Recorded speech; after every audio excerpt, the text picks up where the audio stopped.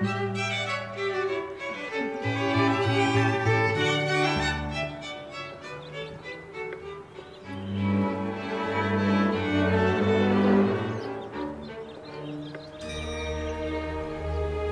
everyone, I hope you guys are having a wonderful week. As you can see, I filmed a very beautiful old church that Jacob and I stumbled upon while walking last weekend. I quickly ran back home and grabbed my camera because off the side of the church there was a reflection garden, and I figured it would be the perfect setting for a video topic I've been wanting to discuss: reflection.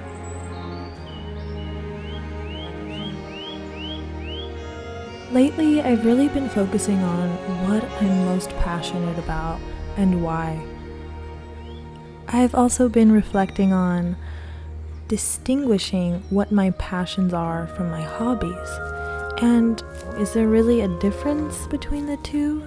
I've really been struggling with this topic for the last couple of weeks because as I get older, I feel like sometimes I spread myself a little bit too thin in certain areas. And I find myself getting creatively inspired in different areas on different weeks all the time, and it drives me crazy because I feel like I'm not committed to mastering that one skill. This could be your job, a sport, inventing something, maybe it could be art or music. I think that so many people will say, well, there isn't one thing that should define you as you, because it's all of those other things that you love and incorporate into your life that make you so special.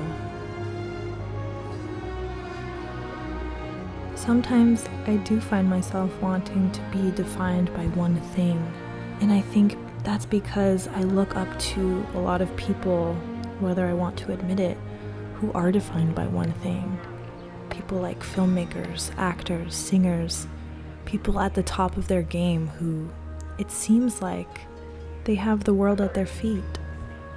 I think it's so interesting because I have watched specifically filmmakers and actors who have been defined by this one moment or this one work of art that has defined, I guess you could say, their existence. And some are bothered by that and some aren't. I guess you can't really judge that until you've experienced that exact feeling.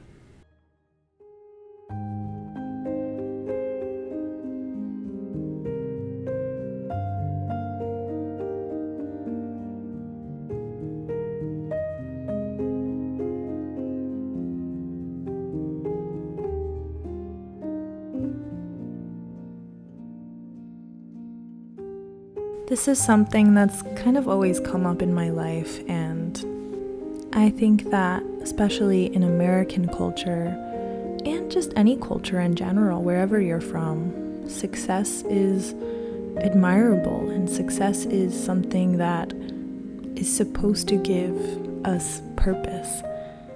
I recently saw a movie where the line stated, "Isn't our purpose as humans in this life to leave behind a legacy that others can follow?" Of course, I don't think life's purpose is to just be successful. There's so many more aspects of life that are so much more meaningful than that. But I think that, like I was saying, in American culture, we are brought up to strive for success. And that doesn't necessarily mean it's brought up in your own household. I think that we're rather heavily influenced by our media and a very pop culture based society. Since I was young, I always thought that maybe my legacy in life would be leaving behind music for others to listen to. And I feel almost embarrassed to say that because it's always been something that I've wanted since I was a kid. And I think once you start to see your life change from what your dreams are as a kid, it can be scary. But I think that's what makes that type of mindset immature. And I don't mean that in a negative way. I just think that there's so many more beautiful moments you experience and appreciate as you get older. And while I think it would be incredible to be a successful musician or singer, to become very successful in one thing, you really have to dedicate all of your time to that and make a choice to sacrifice other things in your life because that is more important. I don't want to sacrifice certain things in my life because there's so many other things in my life that bring me so much joy. I remember I went to go see a documentary on Maria Callas, the famous opera singer. She's one of my favorites.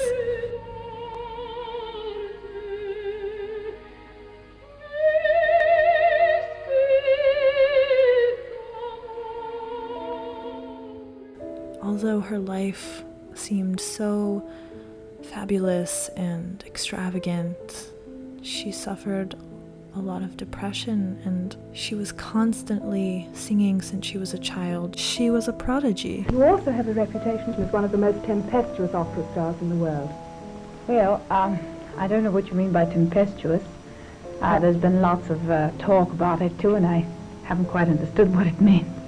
But I thank you for your lovely words, especially saying what you said before. I must say it is a wonderful thing, a unique thing, but it isn't always pleasant because I have to live up to so much that it's rather uncomfortable. I remember at the end of the documentary, she talked about how the one thing in her life that she always wanted but she could never have was a family. I would have preferred to have a happy family and have children. I would have given up this career with pleasure. But destiny is destiny, and there's no way out. Being honest is a hell of a price to pay. You might be, as I have found out, frequently misunderstood, hated, attacked. And I have not been able to fight back. It hurts, you hate it, because it is unjust. The world is full of injustice. And then, my lord, if you realize that I'm a woman, and by woman I mean a woman with all her weaknesses, I mean I'm undefended. I've been undefended all my life. On the other hand, if people love you, why do they love you? Not because I sang a beautiful aria or a note. What am I? Is she only a machine for singing? No. She's a human being. I need help too.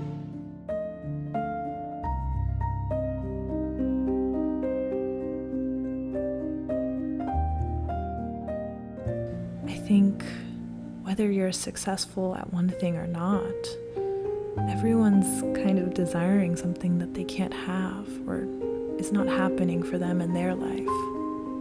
So now that you've heard me elaborate on my life and a couple of other people's lives, I think the most important thing is to focus on doing what makes you happy day to day, choosing to be content with what you have currently, and just realizing that, we have so much to be grateful for. And I think that passions and desires are such a small part of life. There's so much more to look at, and I just wanted to talk about this little portion of life that has been on my mind. So with that said, I hope you enjoyed the video, and I'll be back soon. Have a great week.